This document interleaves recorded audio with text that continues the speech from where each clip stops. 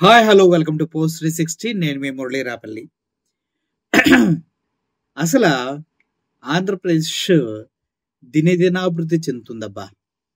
రోజు రోజుకి తన స్థాయిని పెంచుకుంటా పోతుంది.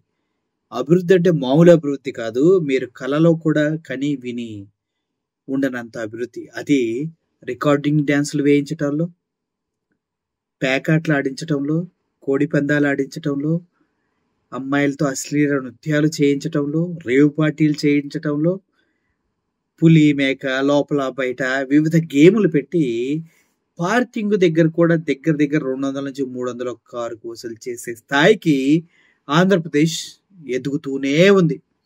అసలు hats off to Chandrababu Naidu గారు for making Andhra Pradesh very proud. Okay, విషయం ఏంటంటే సంక్రాంతి రోజు కార్ పార్క్ చేస్తే ఎంత కట్టాలో తెలుసు. 200 నుంచి 300 రూపాయలు టికెట్ పెట్టారు. కోడి పందాల దగ్గరికి వెళ్ళినా ఎక్కడికి వెళ్ళిన బైక్ అయితే దగ్గర దగ్గర 100 రూపాయలు పెట్టారు టికెట్. ఇదంతా ఒక ఎత్తు అయితే, కోడి పందాల్లో 7,000 కోట్ల కన్నా ఎక్కువ డబ్బు చేతులు మారిందనేది వాస్తవం. అధికారికంగా 3,000 కోట్లు అని చెప్తూ ఉన్నప్పటికీ అనధికారికంగా 7,000 కోట్లకు పైనే డబ్బు జూదంలో, కోడి పందాల్లో చేతులు మారింది. అభివృద్ధి అంటే అది. 3 రోజుల్లో ఈ రేంజ్ అభివృద్ధి అనేది హైలీ ఇంపాసిబుల్. ఎంత కష్టపడితే 7,000 కోట్లు అనేది 3 రోజుల్లో సాధించగలుగుతారు, ఖర్చు పెట్టగలుగుతారు. మనుషుల దగ్గర డబ్బు చాలా ఉందబ్బా, అది బయటికి తీయటమే కష్టం.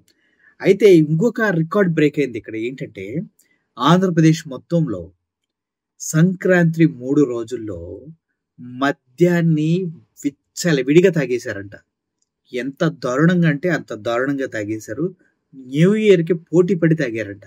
ఎప్పుడు కొత్త సంవత్సరం వచ్చిందో ఆ రోజు అంతా పార్టీల్లో, పబ్బుల్లో, డిస్కోల్లో ఆంధ్రప్రదేశ్ రాష్ట్రం అంతా కలిపితే ఎంత మద్యం తాగుతారో అంత మద్యం కేవలం సంక్రాంతి రోజు 3 రోజుల్లో తాగారంట. దగ్గర దగ్గర 400 కోట్ల అమ్మకాలు జరిగినాయి అంట మద్యంలో. 400 కోట్ల అమ్మకాలు జరిగితే ఇది సాధారణంగా అమ్ముడుపోయేదానికంటే 160% ఎక్కువ అంట. తాగినోడు తాగినంత తాగి పడేశారు పండుగ రోజు.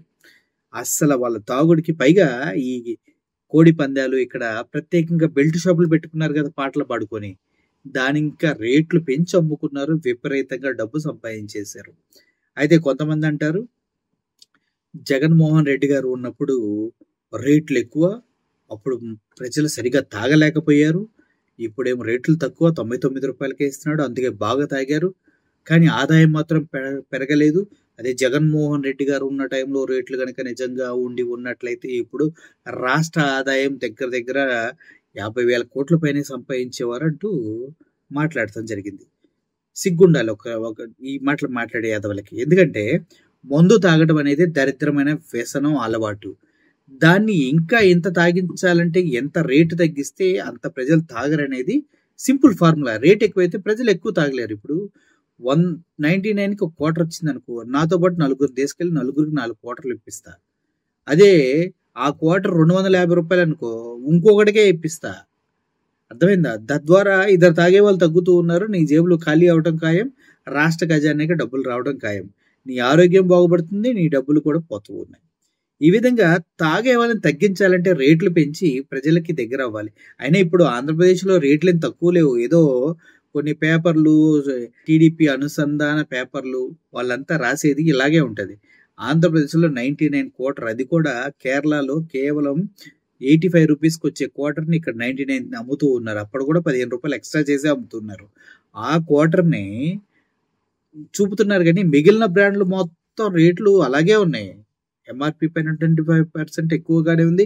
ఎంఆర్పి కూడా పాత ఆటలంతా లేదు, చాలా ఎక్కువ చేసి అమ్ముతున్నారు.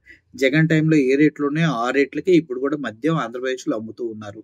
సో ఓవరాల్గా మద్యం అమ్మకాలలో సంక్రాంతి రికార్డు బ్రేకులు చేసేసింది. చాలా బీభత్సంగా తాగేశారు. అంటే ఆంధ్రప్రదేశ్లో తాగుబోతులు, ఎదవలు ఎక్కువైపోతున్నారని అర్థమవుతుంది. అంతే కదా? సో ఓవరాల్గా ఇది మద్యం పైన జరుగుతున్న రాద్ధాంతం. ఎంత ఘోరంగా తాగారంటే అంత ఘోరంగా తాగారు. సో ఏదేమైనప్పటికీ ఎంజాయ్ చేసి ఉంటారని వదిలేస్తూ, ఇంత దరిద్రమైన బ్రతుకులు ఇంకెవరికి ఉండకూడదని ఆశిస్తూ సెలవు తీసుకుంటున్నాను.